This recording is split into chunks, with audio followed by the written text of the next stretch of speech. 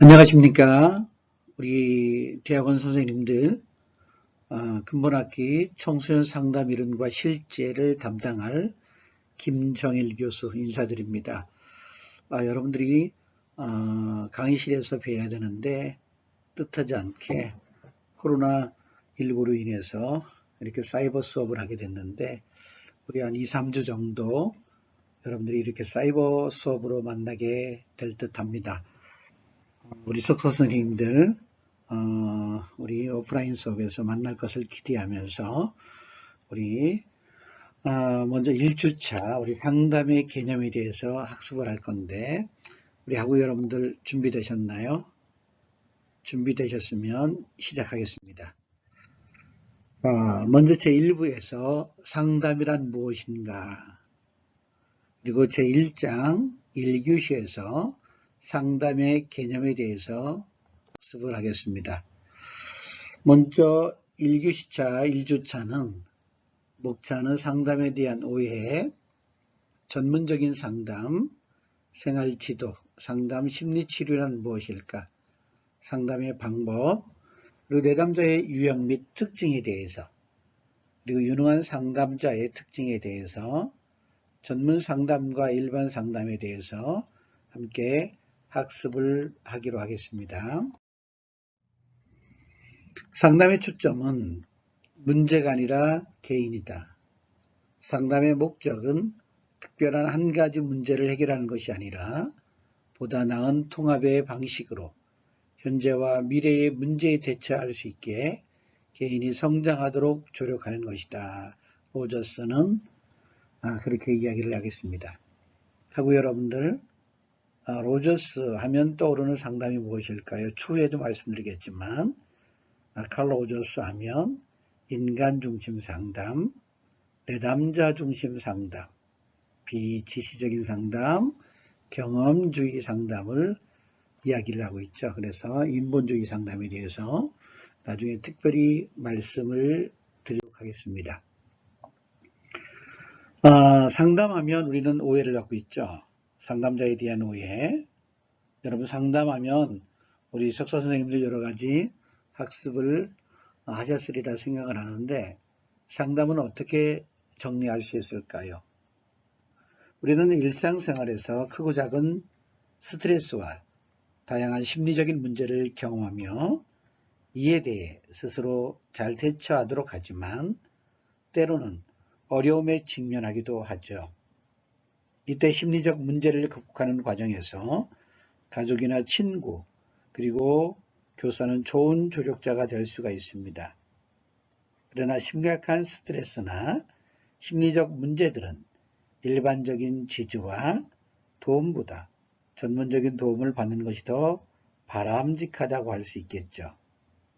많은 사람들이 자신의 문제를 더욱 적극적으로 해결하기 위해서 상담 전문가나 아니면 심리치료사, 상담실을 찾고 있습니다. 자, 그렇다면 우리 학우 여러분들, 우리 석사 선생님들, 상담이란 과연 무엇일까요? 여러분들은 상담을 어떻게 정의를 내릴 수가 있습니까? 지금까지 상담은 지나치게 일반적이거나 전문적인 용어로 사용되어 왔습니다. 거리에 많은 상점이 무슨 상담이라는 이름으로 고객을 불러 모으고 있고 금융이나 부동산 거래와 관련된 정보를 제공하고 있고 고객을 유치하는 과정에서도 상담이 이루어지고 있죠. 이렇게 우리 주변에서 자주 접하게 된 상담 때문에 많은 사람들이 심리치료나 정신치료와는 달리 상담을 가깝게 느끼고 있습니다. 그러나 생활 속의 다양한 상담을 경험하면서 개인의 심리적 문제를 다루는 전문 상담에 대해 오해하기도 하죠. 다양한 상담 활동을 접해본 사람들은 전문적인 상담 활동에서 요구되는 전문적인 훈련과 지식 습득의 중요성을 관가하며 상담을 개인의 경험에 기초해 조언이나 충고하는 것으로 오해하기도 합니다. 다른 한편에서는 상담에 대해 지나치게 거부감을 갖는 태도로 상담실에 오는 것 자체를 심각한 문제로 여기고 전문적인 상담을 받지 않으려고 합니다.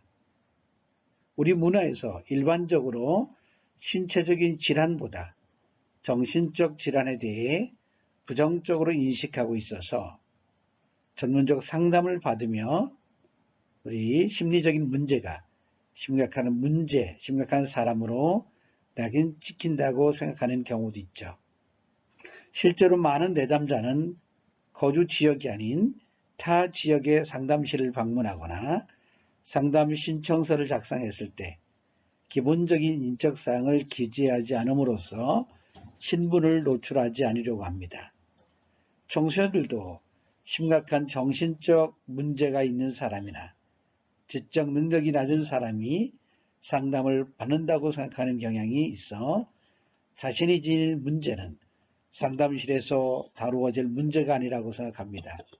또한 학교에서 이루어지는 상담 활동에 대해서도 더욱 부정적으로 생각하고 있어서 상담 전문가가 교사나 부모와 마찬가지로 권위적이고 자신을 평가 대상으로 여긴다고 생각을 합니다. 즉 상담자와 자신의 관계를 평가적인 관계 또는 일방적이고 수직적인 관계로 이해합니다. 상담에 대해 이러한 인식은 상담 초기에 이루어져야 하는 상담 관계 형성의 장애 요소가 된다고 볼 수가 있습니다. 자, 그렇다면 우리 석사 선생님들 다시 한번 정리해 보시면서 우리가 상담이란 무엇일까? 이 카운셀링에 대해서 여러분들이 아마도 학부 때 그리고 석사에서 많은 상담 과목을 접했으리라 생각을 하시는데 상담이란 상담 활동의 공동 주체는 상담자와 내담자의 관계이다. 상담자는 전문적인 훈련을 받은 사람이죠. 내담자는 조력을 필요로 하는 사람이고요. 상담은 내담자의 자각 확장이 이루어지도록 조력을 합니다.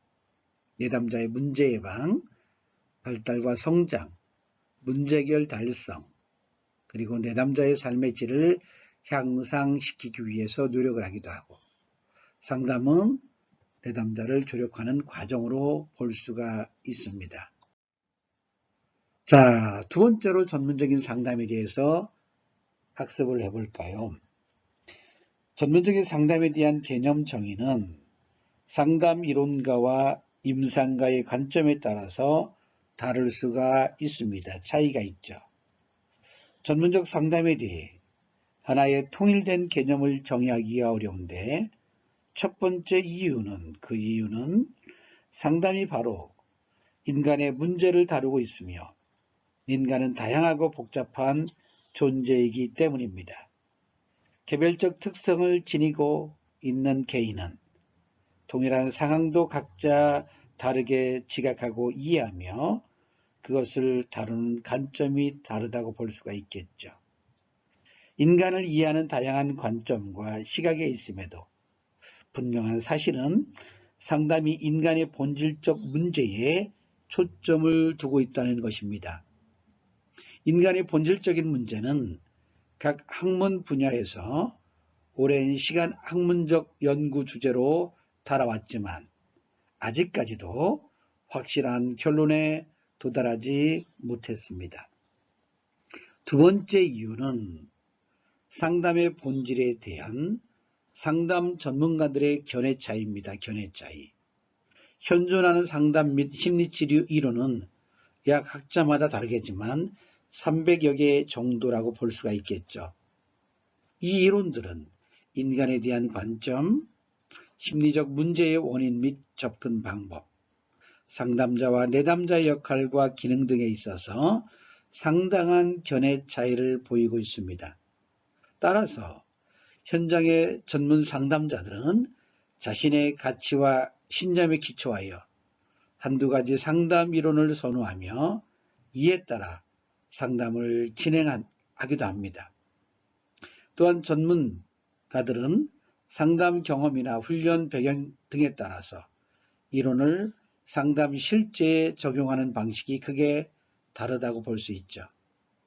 실제로 상담자도 상담의 대상, 문제의 유형, 상담 상황에 따라 상담 과정을 다르게 진행합니다.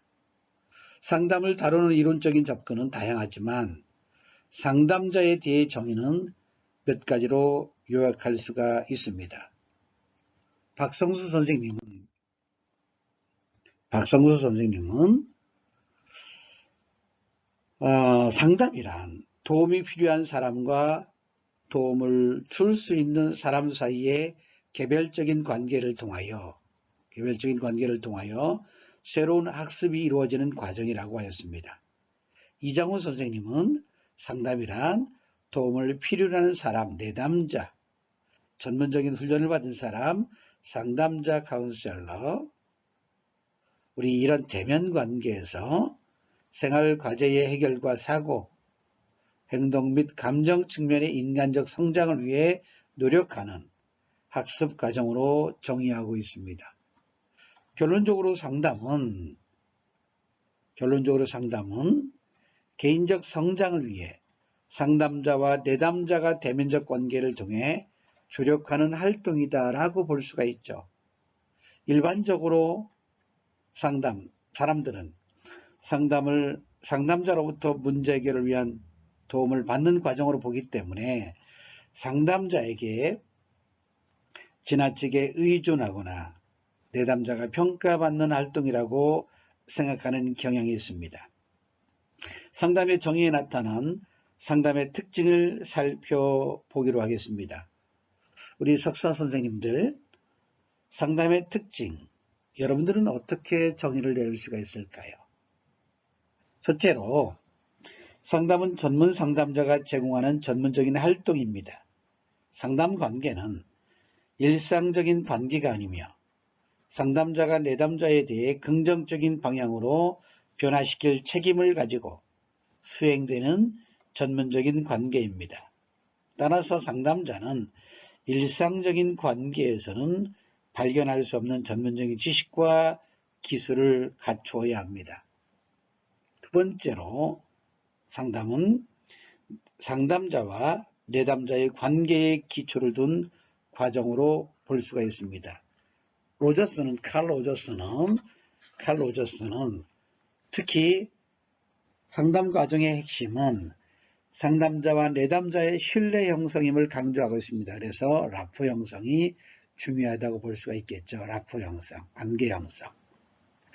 또한 상담자와 내담자가 진지한 배려 관계를 형성할 때 비로소 내담자가 상담 과정에 깊이 개입할 수 있다고 강조함으로써 상담 과정에서의 상담자와 내담자의 관계를 중시했습니다. 결론적으로 성공적인 모든 사람은 상담자와 내담자의 관계 형성에 의해 결정된다고 볼 수가 있습니다. 세 번째로, 상담은 의사결정과 문제 해결을 돕는 활동이다. 상담의 임무는 내담자로 하여금 자신의 고착된 습관에서 벗어나 의사결정을 하게 하고 문제를 해결할 수 있도록 돕는 과정입니다. 내담자는 상담 활동을 통해 의사결정 능력과 문제 해결 기술을 학습합니다. 상담은 내담자에게 문제 해결의 대안을 제시하는 것이 아니라 앞으로 직면해야 할 새로운 상황들을 효율적으로 해결할 수 있는 방법을 학습할 수 있게 하는 경험의 장입니다. 네 번째로, 상담은 내담자로 하여금 새로운 행동을 학습하거나 새로운 태도를 형성하도록 하는 것입니다. 상담은 내담자가 자신의 생활 공간에 대해 학습하는 교수 학습 과정입니다. 따라서 상담자는 교수자로서 변화시킬 내담자 행동을 발견하고 변화에 필요한 적절한 상담 전략을 계획해야 합니다. 이때 내담자의 행동 변화는 상담 활동의 중요한 결과라고 볼 수가 있겠죠. 다섯째는 상담은 개인 존중에 기초한 상담자와 내담자의 상호 협력 활동이다. 협력 활동이다. 바람직한 상담 관계에서는 상담자와 내담자가 대등한 위치에서 상담 과정에 참여합니다. 상담 목표도 상담자와 내담자의 함께 합의해서 결정하고 구체화합니다. 결국은 상담은 도움을 받는 사람, 우리가 도움을 받는 사람, 내담자, 도움을 주는 사람, 상담자, 그리고 라포 형성, 관계, 이게 상담의 3요소라고 볼 수 있는데요. 도움을 받는 내담자와 도움을 주는 상담자 간의 상담을 위한 만남이 이루어지는 것입니다. 이와 같은 상담의 정의에 근거하여 상담의 구성 요소를 세 가지로 요약할 수가 있습니다. 상담의 구성 요소, 우리 석사 선생님들 따라해 보실까요? 첫째로 도움을 받는 사람, 그렇죠. 도움을 받는 사람, 내담자. 둘째로 도움을 주는 사람, 누구신가요? 상담자. 그렇습니다. 세 번째, 도움을 주는 사람과 받는 사람의 관계, 라포 형성, 관계 형성, 친밀감으로 볼 수 있겠죠. 여기서 도움을 받는 사람은 내담자이고 도움을 주는 사람은 상담자이며 내담자와 상담자의 만남이 상담관계입니다. 상담관계는 일상적인 생활에서 경험하는 일반 관계와 다르다고 볼 수 있죠.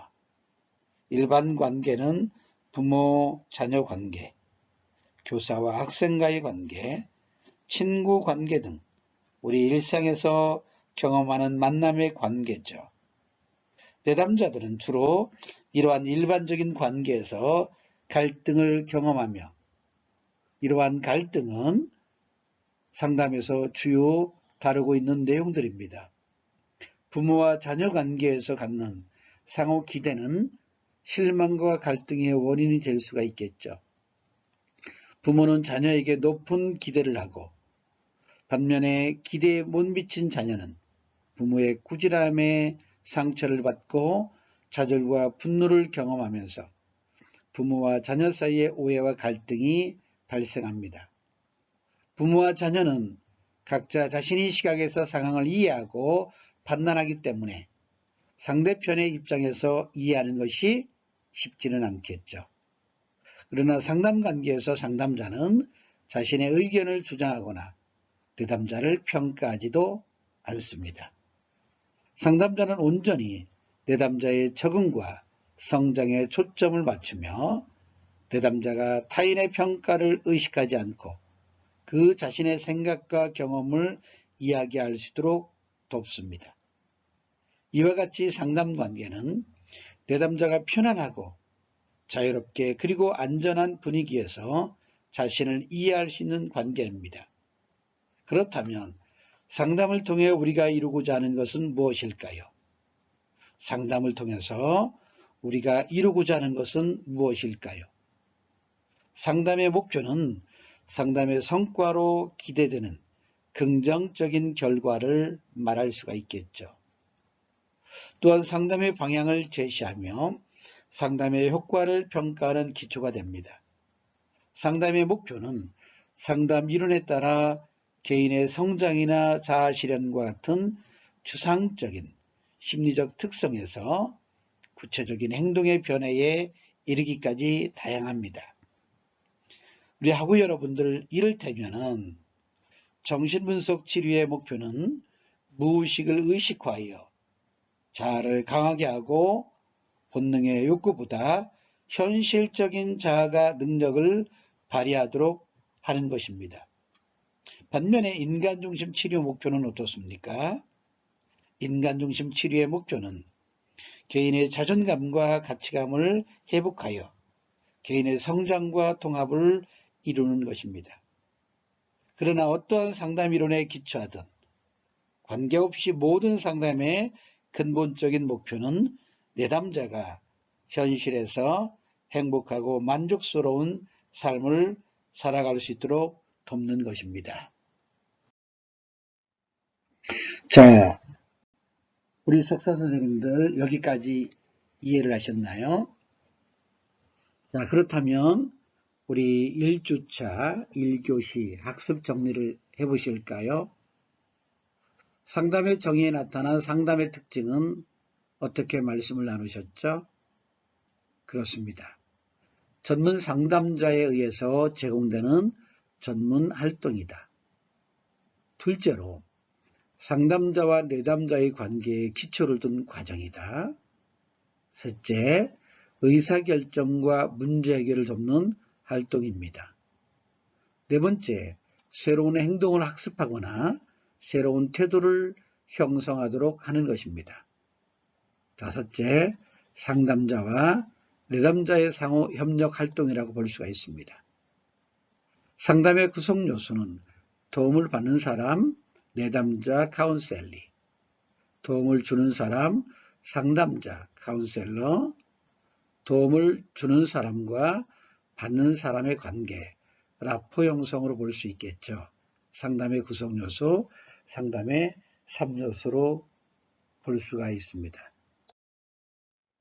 자, 여러분들, 우리 석 선생님들, 지금까지 1교시, 우리 1주차 1교시를 우리 학습을 하셨는데, 여러분들 어떻습니까? 동기부여가 되셨나요? 수고 많으셨습니다. 우리 잠시 쉬셨다가, 우리 2교시 생활지도, 상담, 심리치료 이어서 학습을 하겠습니다. 하고 여러분들 수고 많으셨습니다. 우리 석사 선생님들 수고 많으셨습니다.